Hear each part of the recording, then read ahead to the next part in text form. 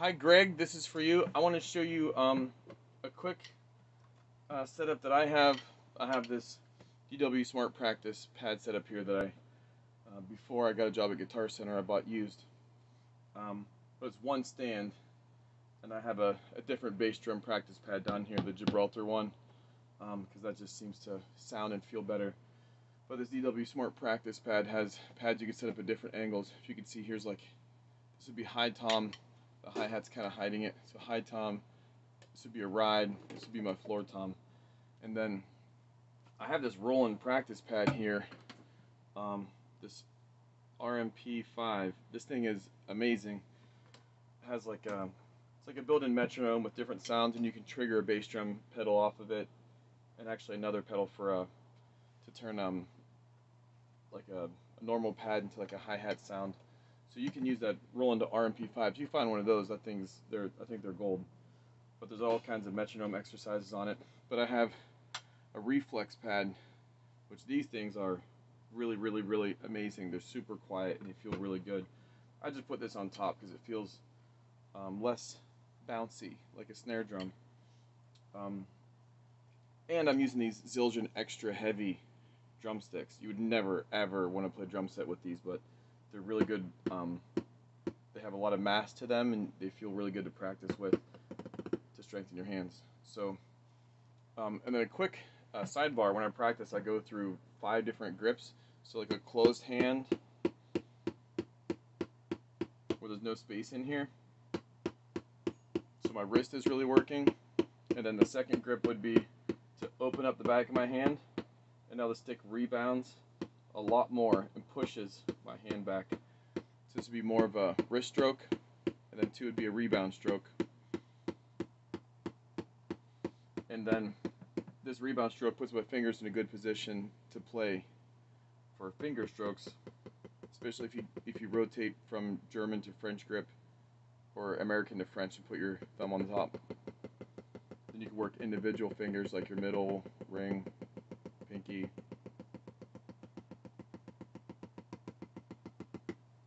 So that's good to get all those fingers working. That's grip 3. And then the next would be an open and close, where you play and the stick pushes up and your hand stays more like a downstroke, and then you assist the bounce on the way back up by closing your hand. So you play down and open your hand, and then by pulling your wrist back up, your fingers automatically want to close. That's how it's wired. So the push-pull is what they call that, but because you kind of push the stick down and then you pull it back in your hand. But if you see all those, the push-pull is like an extension of the wrist and the fingers together, and the finger strokes, because you're using these fingers. You're using a wrist stroke and then using your fingers for an upstroke. So that's number 4, and it kind of combines the first 3, and then the last out of 5 really good strokes to be able to practice with, and I cycle in and out of these, would be the molar. So wrist whips.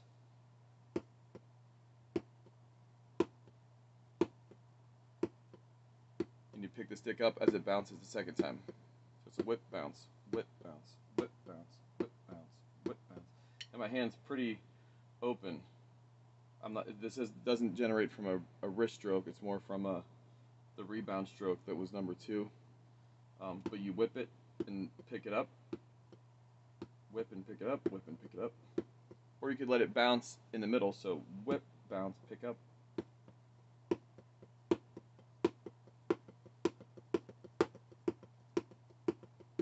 Or you can let it bounce twice.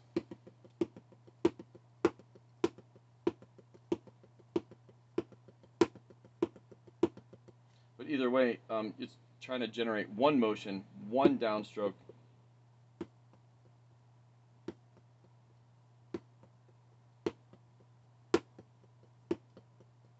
You're trying to get 4 strokes basically out of down and up. So those are the 5 that I cycle in and out of and try to combine. So like wrist strokes, rebound, finger, open and close, molar,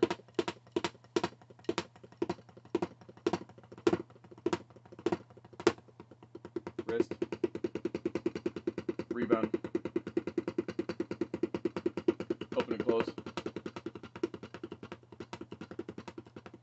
finger, whoops, finger,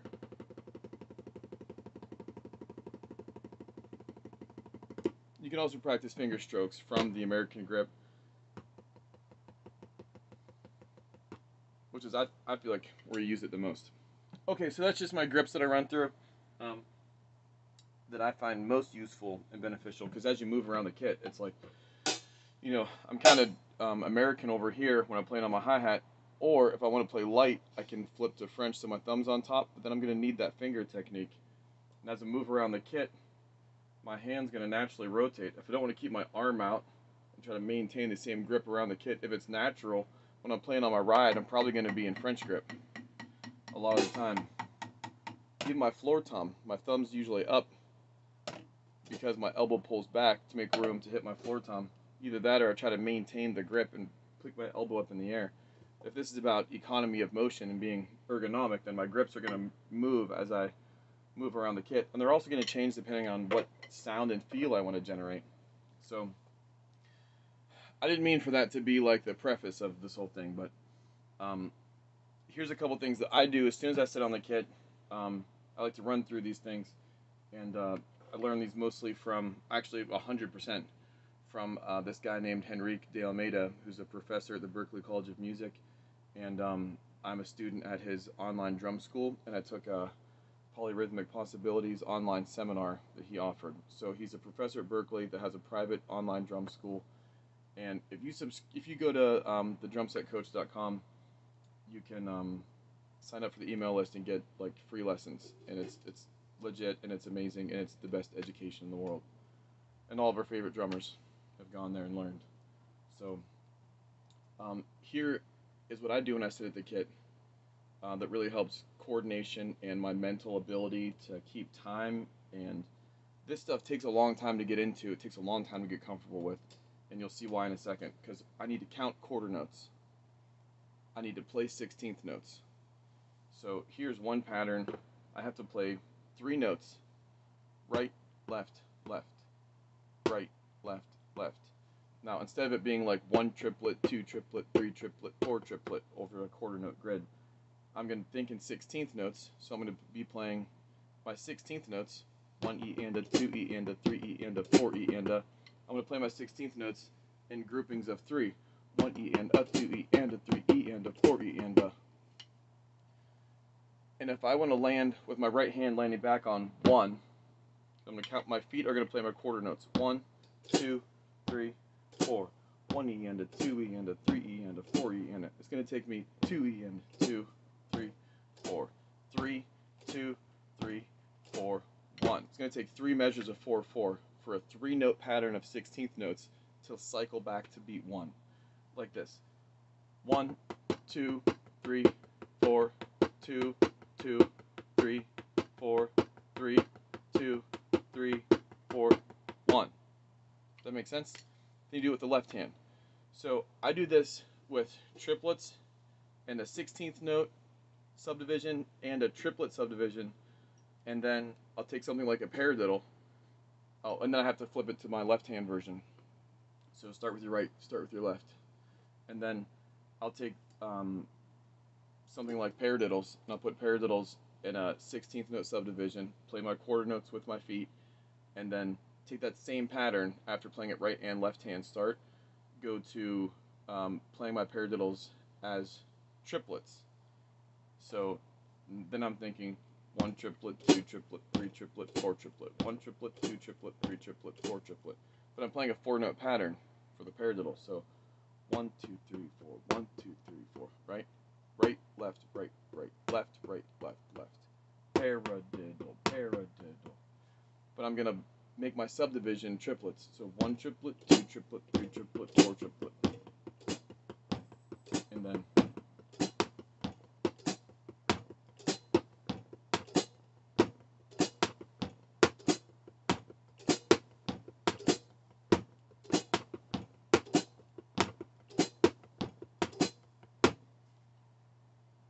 So that's 4 bars, because Paradiddles 4 notes. It's just going to take 4 bars. So real quick, what I'm going to show you is the triplets and 16th notes, right hand. So 1 E and a 2 E and a 3 E and a 4 E and a. And my pattern's going to be right, left, left, right, left, left, right, left, left, right, left, left, right, left, left, right, left, left. But I'm going to count my quarter notes. Here we go. 1, 2, 3, 4, 2, 2, 3, 4, 3, 2, 3, 4, 1. I hope that makes sense. And then left hand.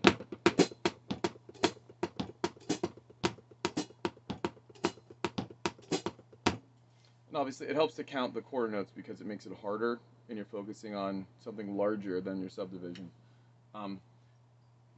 That's useful like this. 1, 2, 3, 4, 1.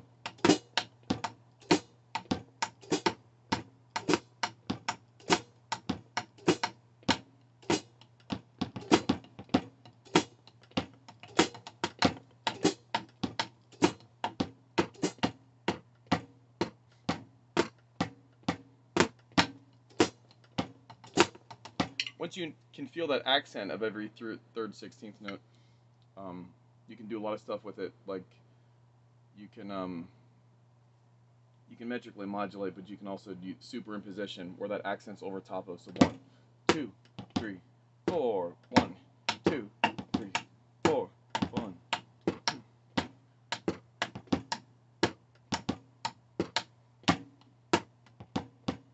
You can play that accented pattern over top of a normal groove, or you could shift your whole groove to it. So you're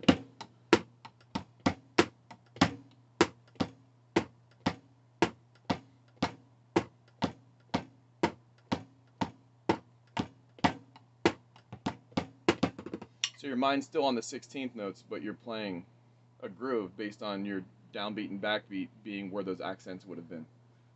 Okay, paradiddles real quick. I'm going to show you paradiddles in 16th notes and in the triplet subdivision and show you how awesome this is and how great it is for coordination and feel and time awareness. So here's my paradiddles. So again, 16th note grid or subdivision with these quarter notes. 1 E and a 2 E and a 3 E and a 4 E and a. I'm just going to play alternating paradiddles. So right, left, right, right, left, right, left, left, right, left, right, right, left, right, left, left. 1, 2, 3, 4, 1, 2, 3, 4. 1 E and a 2 E and a 3 E and a 4 E and a 1 E and a 2 E and a 3 E and a 4 E. And by the time you get to bar 4, it's like this is just right on the grid. It's a paradiddles 4 notes. And you're playing 16th notes, which is 4 notes per quarter note. So this will just feel like this until you go 3, 2, 3, 4, 4, 2, 3, 4, 1. That's the challenge is not there. And then it's fun to do left hand lead too. And that's just fun because the accents cross, your right hand and your left foot go down at the same time, and your left hand and your right foot go down at the same time.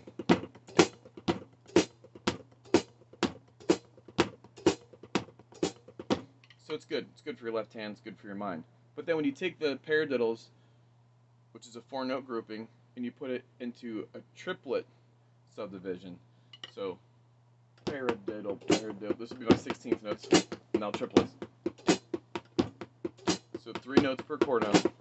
1 triplet, 2 triplet, 3 triplet, 4 triplet, 1 triplet, 2 triplet, 3 triplet, 4 triplet. Now I'm gonna start playing paradiddles. Right, left, right, right, left, right, left, left, right, right, left, right.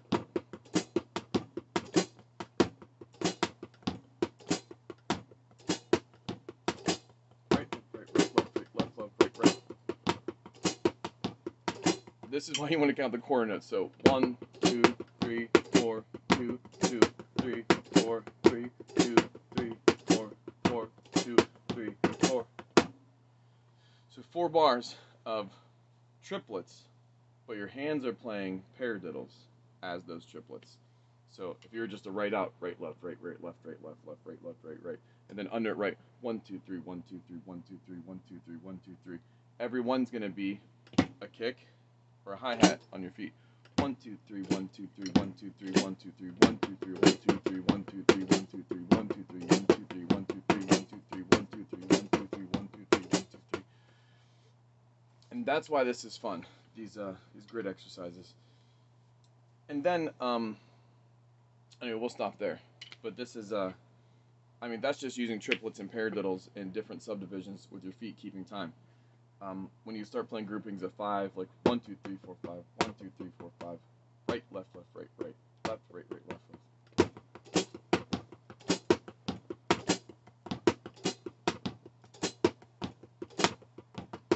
I think I messed that up. 1, 2, 3, 4, 5, 1, 2, 3, 4, 5. So 1E and a 2E and a 3E and a 4E and a. I'm just going to play a grouping of 5 over top of this.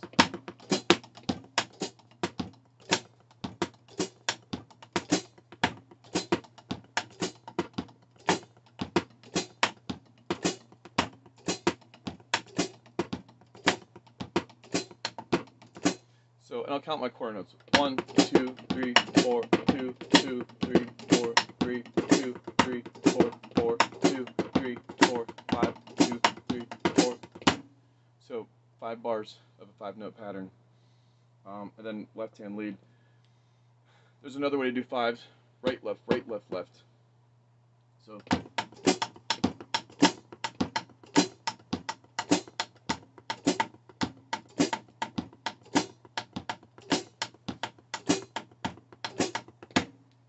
5 bars, and then left hand 1, 2, 3, 4, 2, 2, 3, 4, 3, 2, 3, 4, 4, 2, 3, 4, 5, 2, 3, 4. It gets interesting, and that's just in the 16th note subdivision. So when you start putting a 5-note pattern in your hands, counting your quarter notes, but in a triplet subdivision like we did for the paradiddles, it gets more challenging. So Greg, this is where I'm at today. You've been in my bedroom since I've been playing drum set, and encouraging me and inspiring me and showing me stuff. So this is where I'm at. This is the stuff that fascinates me, that keeps my hands moving, that inspires me. But you also and your brothers have been an inspiration to me. So thank you. And if you have any questions about the kind of stuff that I do, let me know. Maybe we can have a lesson sometime.